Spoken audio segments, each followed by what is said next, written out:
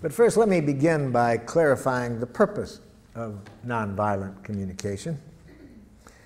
Its purpose is to help you to do what you already know how to do. Now, why do we need to learn something today that you already know how to do? Because sometimes we forget to do this. We forget because we've been educated to forget. Now, what is it that I'm talking about that we already know how to do? The purpose of this process is to help us to connect in a way that makes natural giving possible. Natural giving possible. What do I mean by natural giving? Let me do you a song to make it clear what I mean by natural giving.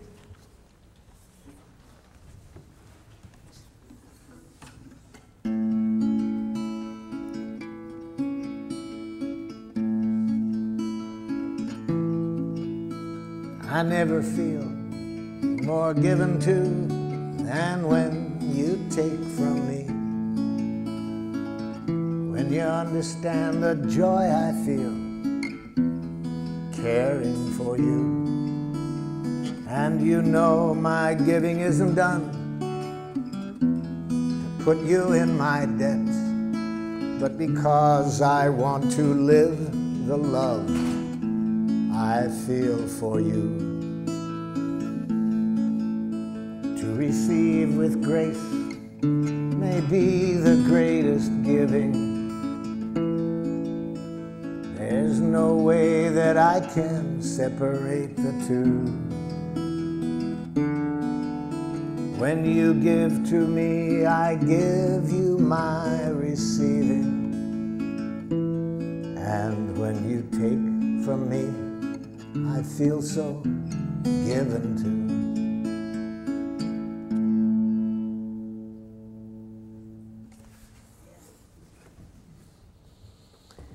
You all know that giving. You know how to do it. And that's what I'm interested in. Remembering to stay with that quality of giving, moment by moment in any connection. But we also all know that it's easy to lose it. It's easy to lose that connection, so that instead of enjoying that quality of giving, which is possible every moment in every contact we have, in spite of how precious that is, we forget. And instead of playing the game that that song is about, which I call Making Life Wonderful, it's the most fun game I've ever heard. Instead, much of the time we play another game called Who's Right? Have you ever played that game? See.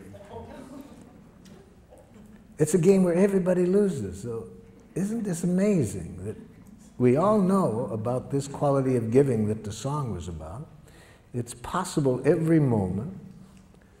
We find that the richest thing to do, and much of our life we end up playing Who's Right?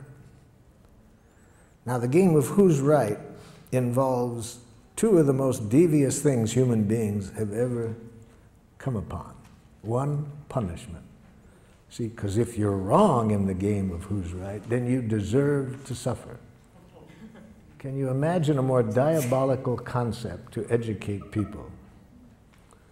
So, if you haven't already abstained from punishment, I'm sure by the end of the day that will no longer be a part of your consciousness. No more punishment. You won't do it in your families. We'll get rid of it with criminals. It just makes things more violent. We'll find other ways to deal with other nations beside punishment. No more punishment. No more reward. It's the same game. It's part of the game of Who's Right. If you're right, then you get rewarded. If you're wrong, you get punished. No more. No more.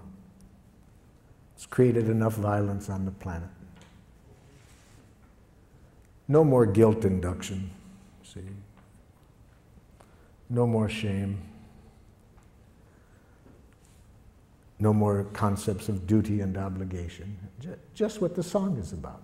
Natural giving. So how did we get off target? We got off target, according to Walter Wink, a theologian who writes in his book, The Powers That Be. We got off target about 5,000 years ago. We got off target because we started to get some wild thinking. Wild thinking that human beings are innately evil. And when you believe that human beings are innately evil, then if things aren't going as we would like, what's the corrective process? The corrective process is penitence, you see. When people are evil, you think that the way to bring about change when people are behaving in a way you don't like is to make people hate themselves for what they're doing. So for these political reasons and theological reasons, we started to develop a language that I call jackal language. It's a language that cuts us off from life and makes it very easy to be violent. Very easy to be violent. In fact, in that book I mentioned, Wink says that domination cultures, one of the things you have to educate people is to make violence enjoyable, you see. And we've done a good job of that. We make violence enjoyable in our culture. For the 2 hours a night from 7 to 9 when children are watching television the most, in 75% of the programs they watch, the hero either kills somebody or beats them up, you see. And when does this happen? At the climax of the program. We've been educated for quite a while to make violence enjoyable. So even though I think what that song was about is what is really closer to our nature, this natural giving, we've been educated to make violence enjoyable, and educated in a way we can even be violent to our children. So what is jackal language like? See, jackal language, as I've mentioned, is a language of moralistic judgments. You think in terms of who's right, who's wrong, who's good, who's bad. And when you mention change, yes, we want change at times. So how do you get change in the jackal system? Watch a parent try to bring about change in the child. This is a parent teaching a young child say one of the most important words in jackal. Say you're sorry. I'm sorry. You're not really sorry. I can see it. You're not really sorry. I'm sorry. Okay, I forgive you. Can you imagine a game like that? Can you imagine a parent responding to a child that way? And if a parent is going to do that to a child in their own family, what are they going to do to people from other cultures who behave in a way they don't appreciate? So of course you're going to have violence wherever you have this kind of thinking. In cultures that do not have this thinking, you don't see violence, you see. So that's how we got off target. Even though we could be playing the game, make life wonderful each moment, we have been educated for quite a while to play another game, who's right. So what are the parts of this game of who's right? I've just mentioned one of them. One part is moralistic judgments, learning how to go up to our head and think basically in terms of right and wrong, good and bad, normal, abnormal. I learned this game very well. I speak several dialects of jackal. I grew up in Detroit. We spoke a rather harsh dialect of jackal. We might call it Detroit jackal.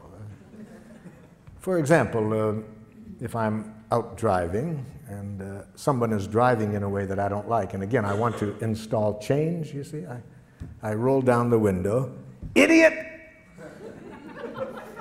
Now, theoretically, the person is supposed to repent. I confess I was wrong, sir. I will change the error of my ways. It's a great theory. It didn't work. I've tried it more than once. It doesn't work. So I thought maybe it was that particular dialect of jackal. So I decided to get the more cultured use of jackal. So I went to the university and got a doctor's degree in professional jackal. Now when somebody's driving in a way I don't like, I roll down the window. Psychopath! Still doesn't work. You see. There's another part of this language of Jackal. Amtssprache. Amtssprache. That's very important. You see, a language that denies choice, denies responsibility for our actions. I use the word Amtssprache for this part, having read an interview with the Nazi war criminal Adolf Eichmann at his trial for war crimes in Jerusalem. Eichmann was asked, was it hard to send tens of thousands of people to their death? And Eichmann answered candidly, he said, to tell you the truth, it was easy. Our language made it easy. That interview shocked, that answer shocked his interviewer. And his interviewer said, what language? Eichmann said, in fact, my fellow Nazi officers and I, we had our own name for our language. We called it Amtssprache. Amt in German means office, and Sprache, language. I'd call that bureaucratic language. He was asked for some examples. Eichmann said, it's a language in which you deny responsibility for your actions. So if somebody asks you why you did it, you say, I had to. Then you don't feel so bad if you have to do it. You see, you're not responsible. But why did you have to, Jack? Superior's orders. Company policy. They made me do it. I couldn't do elsewise. Very dangerous language, Amtssprache. Very dangerous. We have giraffe schools. I use the word giraffe, you see, as a symbol for nonviolence. We'll see today that the language we're going to study is a language of the heart.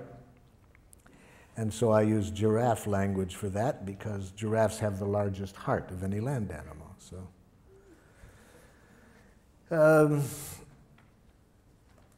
giraffe requires always being conscious of choice, you see. We never do anything that we don't choose to do. But I was teaching giraffe to a group of parents and teachers in one community, and we have giraffe schools throughout the world. We have 5 in Israel, 4 in Palestine, some in Serbia, and so forth. And in giraffe schools, of course, we want to make sure that certainly that the teachers and parents never use Amtssprache. One of the most dangerous languages in the world. To teach a child, you have to do something. So I was saying this one time in St. Louis, Missouri, to a group of parents and teachers, and a mother got very upset. She said, but there are some things you have to do, whether you like to do it or not. It's our job as parents to teach our children what they have to do. I mean, there's things I do every day that I hate to do, but there just are some things you have to do. Oh, I said, could you give me an example? She said, well, easy, there's so many, let me think. Okay, like when I leave here tonight, I have to go home and cook. I hate to cook. I hate it with a passion, but I've done it every day for 20 years, even when I've been sick. Well, I said, I'll be very happy today to show you another way of thinking, another language that I hope would open up happier possibilities for you. Well, I'm pleased to report she was a rapid giraffe student. She went home that very evening and announced to her family that she no longer wanted to cook. I got some feedback from her family. The feedback came 2 weeks later when I swung through that city again and was doing an evening workshop, and who shows up? Her 2 older sons. She had 4 sons. They came up at the beginning to introduce themselves, and I said, hey, I'm glad you guys came up here. I've been very curious what's going on in your family. Your mother's been calling me regularly, telling me about all the changes she made in her life since the training. And like, what happened that first night when she came home and announced that she no longer wanted to cook? The oldest son said to me, Marshall, I said to myself, thank God.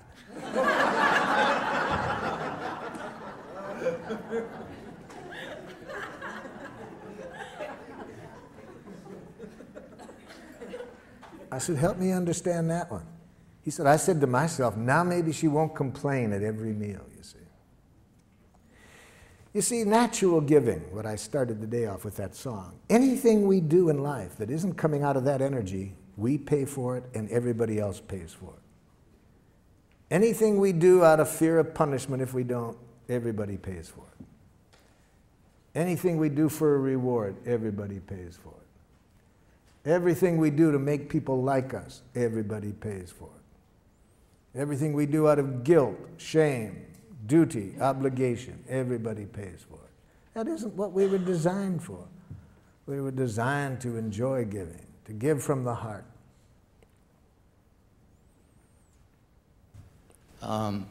Marshall?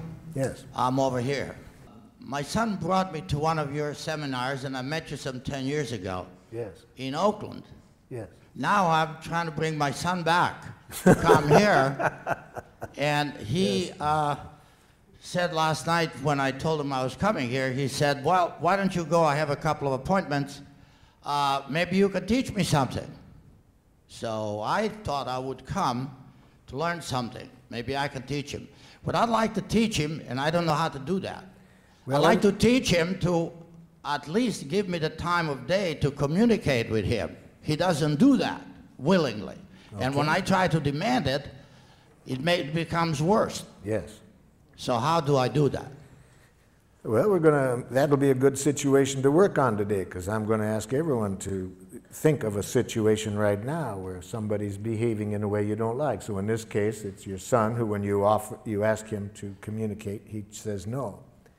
The first thing I'll suggest is you can't teach anybody anything. That's right. And to have that as an objective is itself to create problems. So, yeah. So let's change the objective. Let's never try to teach anybody anything or to change anybody. If that's your objective, you'll create resistance. So that'd be my first suggestion today. Never try to teach anybody anything or to change anybody. That clear? Yeah. Okay. So what do you do then? Give up? No. See, this is the thinking that's been shaped in us by Jackal. See, the game of who's right, win, lose. So then if we can't change and win, then the option we think of is to be a chump and lose, you see. We've been educated to think in those two ways, win, lose, right, wrong. No, I'll show you a way, another option. Okay, let's get into it. Let's give you a chance to practice it. Some of you have already thought of situations, such as somebody you want very much to communicate with, they say no. So, think of somebody at the moment who is behaving in a way that is not making life wonderful for you, and you'd like to get to the place that the song was about, where everybody's needs can get met and people are giving to one another from the heart, willingly, not out of coercion, you see. Let's see if we can show you a process to get there in this situation, to get everybody's needs met, and where people give willingly, not out of any coercion. So maybe you are living at home. Maybe you choose today to work on a child that you are living with at home who says horrible, horrible Jackal things such as, no. Oh, you laugh. You try living with one for a while. Please brush your teeth. No. Maybe you are living at home with a Jackal-speaking partner who says horrible Jackal things such as, that hurts me when you say that. We'll see today that it's a violent act to say others make you feel as you do. See? To imply that others can make you feel hurt or angry. Maybe at work somebody's behaving in a way you don't like. They come late. They're not producing as well as you would like. Maybe your next door neighbor has been sexually molesting children. Whoever you want to pick, somebody who's behaving in a way you don't like. And you'd like to see how we would arrive at the objective of creating the quality of connection that will get everybody's needs met through natural giving. That's our objective. Okay? Now, open up your materials to the last page, second to the last page. At the top it says, expressing how we are and what we would like.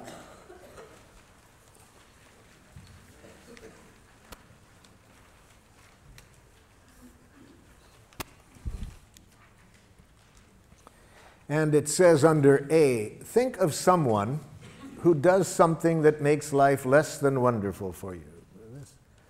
So this person that I'm asking you to think about, who's presently behaving in a way you're not crazy about, and what I'd like you to do is answer this question. Write here one thing that the person does that you don't like. We're going to work on one specific action that the person does that you don't like to get you familiar with the process today. Maybe the person does several things, but we're going to show you how the process works by showing you how to communicate with the person about one specific thing they do. So write under A one thing this person does that you don't like. Now, when I was here in San Francisco working with the school system back in the 70s, the superintendent of schools asked me to go into an elementary school. He said the parents are complaining about the quality of relationship between these teachers and the administrator. They said the tension in the school is so great that the parents want to take their children out of the school. So he asked if I would go in and see if I could open up better communication between the staff and the administrator. The plan was I would meet first with the teachers and then get the teachers and the administrator together. So in my meeting with the teachers, I started with the question that I just asked you. I said to the teachers, can you tell me one thing that the administrator does that makes it hard for you to work with him? I was asking for an observation, a concrete behavior. What is one thing he does? The first teacher to respond said this: he has a big mouth. Now, can you see the difference between the question I asked and the answer I got? I did not ask, what size mouth does the principal have? So this teacher was giving me an evaluation, an analysis that implies wrongness. You see, we've been so trained to think that way that sometimes we can't separate fact and opinion. All we see is our enemy image. See, whether it's an individual or a nation, we have been trained to think in enemy images, wrongness. And it obscures reality. We don't see the behavior, we just see our enemy image. In his book, Out of Weakness, Andrew Schmookler says that when cultures are taught to think this way, not to just see the person, but an image, a judgment they've made, bombs are never far away, you see. So I pointed this out to the gentleman, that this was not an answer to my question. I wanted to know one thing the principal did. This man was stuck. He just couldn't get it. The woman sitting next to him tried to help. She says, well, I know what he's referring to. I said, okay, help him out. What's one thing that the principal does? He talks too much. No, too much is a judgment. I ask for an observation, not a judgment. See, this is how jackal-speaking people think. They really have been brought up to think there is such a thing as a just right amount of everything. And too much and too little, and that they know what it is, see? So they think that way. It doesn't make resolving conflicts too easy with them when people have an idea that there's a right and a too much and a too little, and they know what it is. And especially when they mix it up with an observation. I was just asking, what does the person do? And again, for the second time, this person couldn't see the behavior separate from the judgment. A third person tried to help. Well, I know what they're talking about. Okay, what? He thinks he's the only one that has anything worth saying. No, telling me what you think he thinks is an evaluation you're making of what you think is going on in his head. I was asking for what does he do? A fourth woman said, he wants to be the center of attention all the time. I said, now you're giving me a judgment or a diagnosis of his motives. Even if it's accurate, it's a diagnosis of his motives. It's not an observable behavior.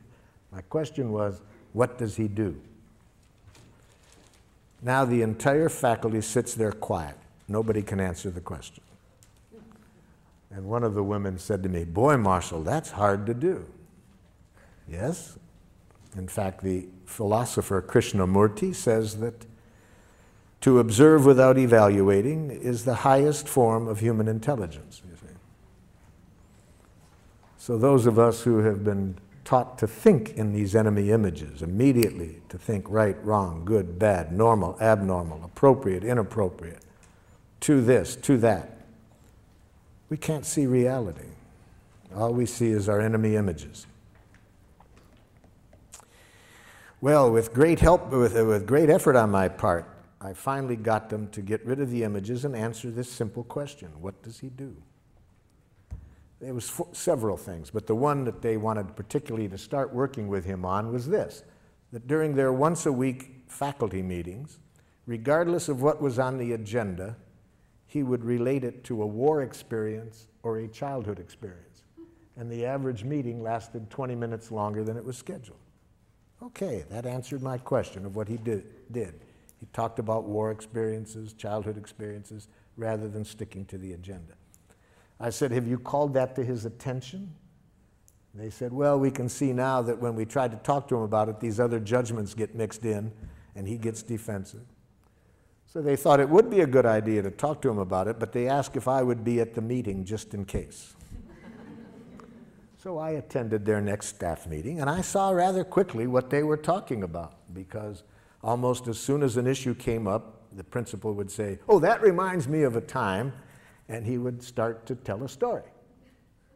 And I was waiting for somebody to confront him on this in Giraffe, but instead of that, there was a lot of nonverbal jackling going on.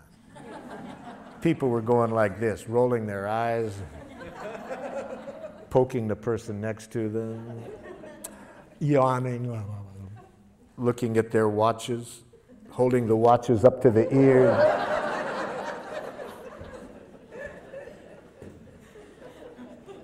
And I watched this scenario going on for a while, and I said, excuse me, but isn't somebody going to say something?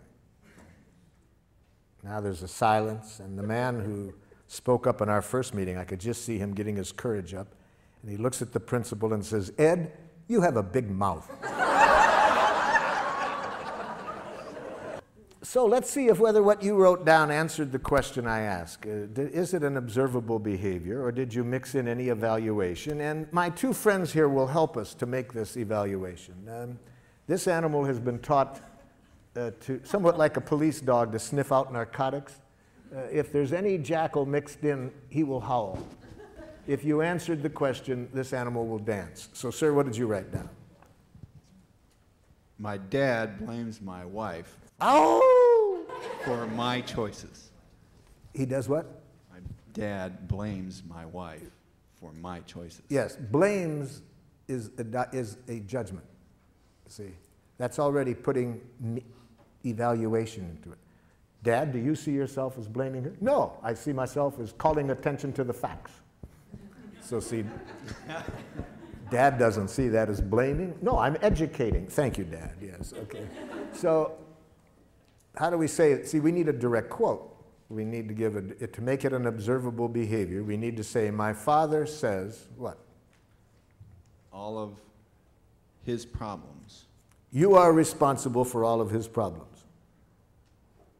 Wait a minute. He says this to the wife. You are responsible for all of his problems. That's it. Yes, okay, that's a direct quote. That's what he says. That's giraffe language. You made a direct quote, okay?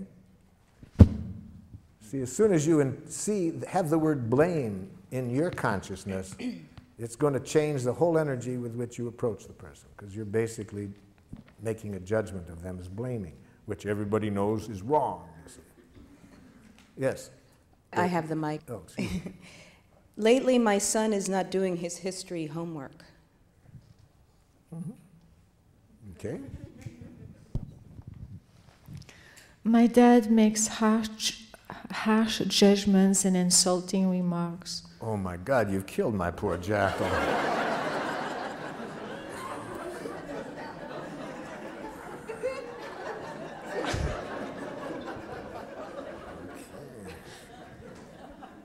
He could have handled the harsh, that was one judgment, but insulting, harsh and insulting, see, those are two judgments. Actually, he does use insulting words. No, there is no such thing. After today, in fact, seriously, by 4:30 this afternoon, you will never hear another insult. It won't exist. Insults will not exist.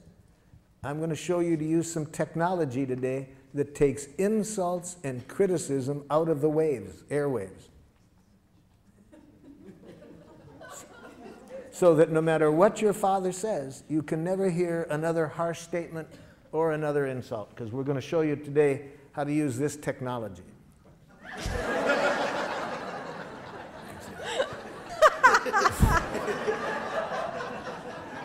And with this technology, it will be impossible for you to hear criticism, harsh remarks, insults.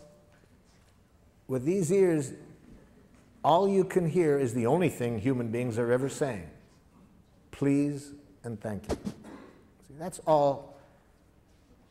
We're going to show you today that all what used to sound like criticism, judgments, blame, are simply tragic, suicidal expressions of please. My brother Yes. yells at me to get in the car to go to school, and then he makes me late to school. Who yells? See, but you see, yells is a kind of a little bit of an evaluation. He speaks in a tone of voice. Yeah. You see. Okay, it's the tone of voice. I was asked at Lincoln High School. Is there Lincoln High School in San Francisco? Yeah. Many years ago, I was asked to work with the faculty there. They were having a lot of tension amongst the faculty, racially, ethnically. There was a lot of tensions, and the superintendent asked me to work there, and I started the day asking, tell me something that somebody else on the faculty does that you don't like. Man turns to the woman next to him and says, I don't like it when you yell in our faculty meetings. She says, who yells?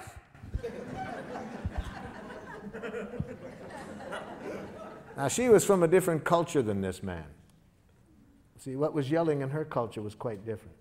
And about 10 minutes later, when she started to yell at him by her own definition, I saw a difference, So raises the voice when he's asking you to get ready for school. Yeah. Yes. Yeah. Or just kind of gets angry at me to get in the car. Now, gets angry, that's maybe accurate, but it's a diagnosis. We don't know whether he's angry. He might be scared that, you're going to miss school. Yeah. It might sound to you like angry. Maybe it is, maybe it isn't. But raises the voice, has smoke coming out of his ears. That you can see, that's observable. Yes? Fifth grader Jesse refuses to do his seat work. Ow! Refuses is a diagnosis. Maybe an accurate diagnosis, but it doesn't tell me what he does. He just says, no, I don't want to do it. Says, no, I don't want to do it. That's the behavior.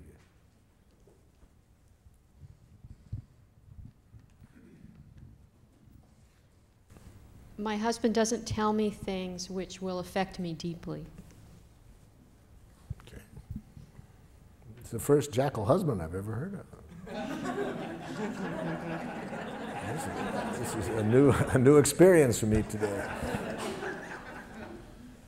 A student in my class incessantly talks loud, won't stay seated, or keep his hands to himself. I hear about 3 judgments in there. Let's go over it slowly, because I hear 3 diagnoses. Say it again, so we'll hear the 3 diagnoses. Incessantly talks loud. Loud is your interpretation. Louder than you would like. If you want to say it, put it that way. Louder than I would like. Won't stay seated. Won't is a diagnosis. Doesn't stay in his seat after I've told him to. He might in the future. We don't know whether he will or not. So that's a diagnosis. Doesn't at the moment. Doesn't when I ask him to stay in his seat. And does not keep his hands to himself. And does not keep his hands to himself. Mm-hmm. Okay. Since coming to the introductory presentation on Tuesday night, I've been very aware of hearing evaluations. Yes. In myself and especially in other people. And so I started to wonder, you know, are all of those violent communications, or would there be a way that some of those are, according to this model, nonviolent? I would say that any evaluation of others that implies wrongness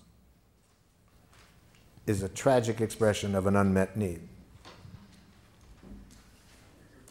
Tragic in the sense, for two reasons. First, it decreases the likelihood that we will get what we want. Even if we don't say it out loud, even if we think it, if we are even thinking that what somebody else does is wrong, it decreases the likelihood that we will get what we want. And second, it increases the likelihood of violence. So what could be more tragic than that, than expressing ourselves in a way that gets in the way of our getting what we want and increases violence? So anything that we want to say that implies wrongness on the part of the other person, I'm suggesting, is a tragic, suicidal expression of an unmet need. Say the need. Learn a need consciousness, which is what we're going to get to now, you see. That's how we evaluate in nonviolent communication. We evaluate from the heart. We make judgments, but we make need-serving judgments. We judge whether what people are doing is meeting needs or not. We don't moralistically judge the person for what they did. We judge whether it's serving life or not, because needs are our direct connection with life. They're the life that's going, needs are the life-seeking expression within us. So we evaluate with reference to that. And that requires two kinds of literacy, feelings and needs. So let's be sure that we are all speaking the same language when I use the term feelings and needs. So under B, it says, imagine that you are talking directly to the person and express how you feel when the person acts in the way described above. And use this form. Again, we're talking to the other person, we're telling them now what they did, and we say, when you do this, I feel how? How do you feel when the person does what you wrote down under A? Write that down.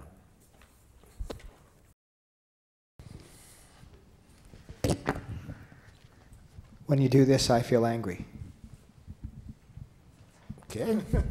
Anger is a feeling created by unnatural thinking. We'll get to that next. When you're not ready to leave at the agreed time, I feel anxious and impatient. When you speak that loud, I feel intimidated. Ow! Intimidated is a diagnosis. Be careful of words that are more descriptions of other people, what you think they're doing to you, like intimidating you. So write down the following as not feeling words. Do not mistake these words as feelings. I feel misunderstood. I feel used. I feel manipulated. I feel judged. I feel criticized. I feel ignored. For example, aren't there times when you think somebody's ignoring you? Don't you feel relieved? And at other times, don't you feel angry? You see, so words like that really say very little about what's alive in you. They say much more about how you are interpreting the other person's behavior. And above all, never mistake the word rejected as a feeling. I feel rejected. No, no. That's not a feeling. That's a suicidal interpretation. Okay, who's got the mic? There's the mic. Yep. Hurt, disappointed, disheartened. Yep.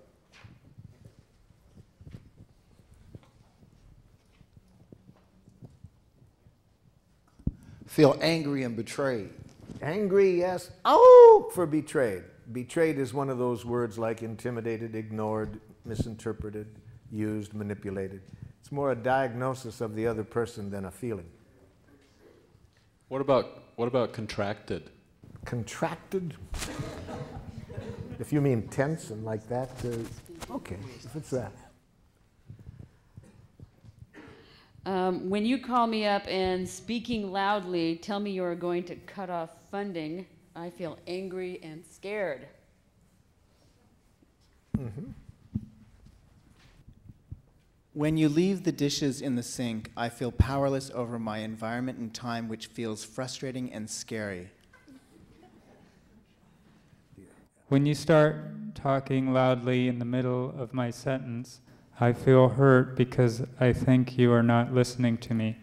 Yeah, the feeling is great, but you're going to lose it when you follow the word feel with the word because I think. Anytime you're thinking, your chance of getting what you need is greatly decreased.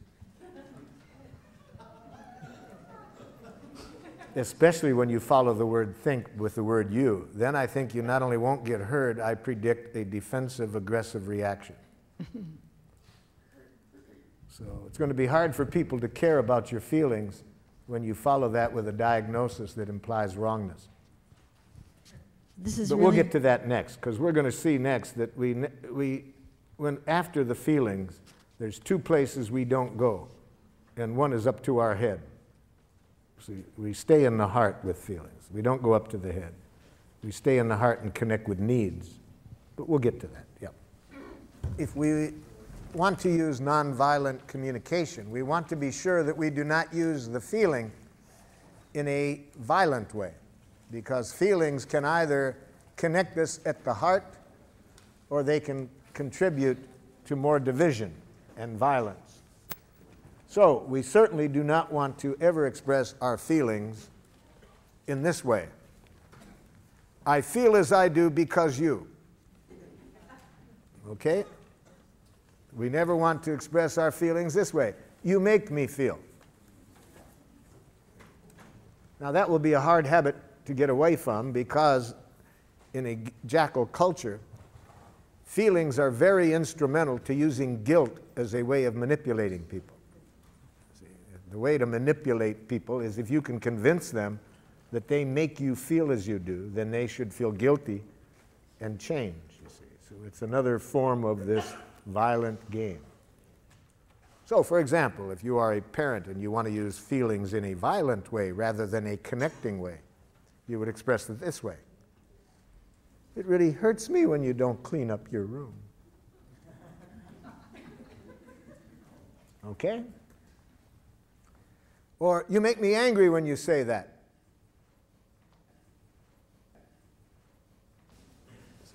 I was talking during the break about one of my happiest days as a parent was when my oldest son went to a jackal school for the first time.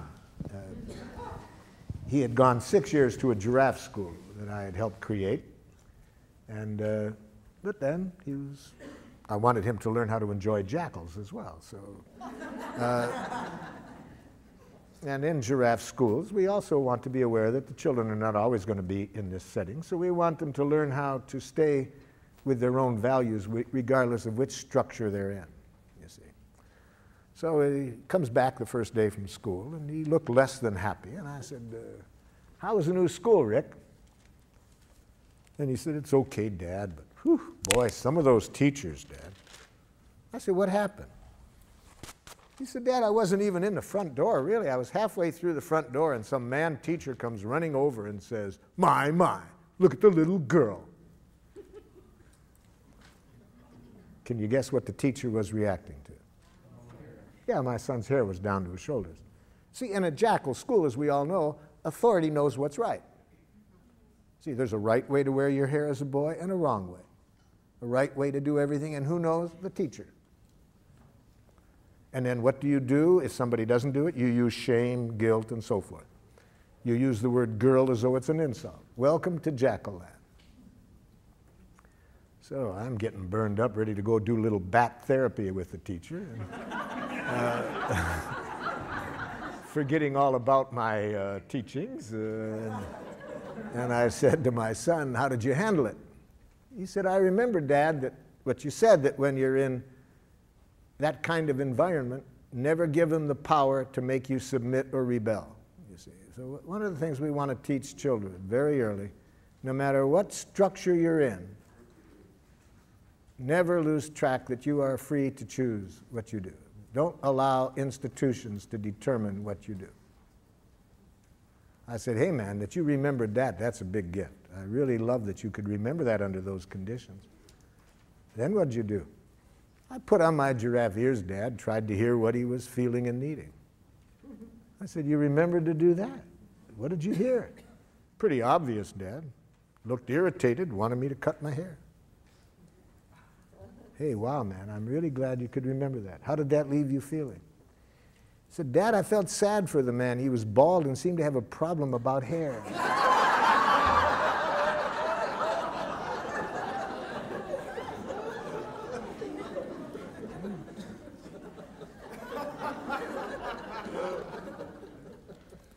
So we want children, the same thing we want to teach adults. Institutions can't make you do anything. Other people can't make you do anything. No human being has ever done anything they didn't choose to do. A Palestinian in the village of Hebron disagreed with me one time. He said, I don't agree with you, Marshall, that we only choose to do. Where was my choice 2 days ago? A soldier puts a gun at my head and says, take off your clothes or I'll shoot you. Where was my choice? I said, seems pretty obvious to me. You had a choice of whether to take off your clothes or not. He laughed. He said, okay, I got your point. I chose not to take off my clothes.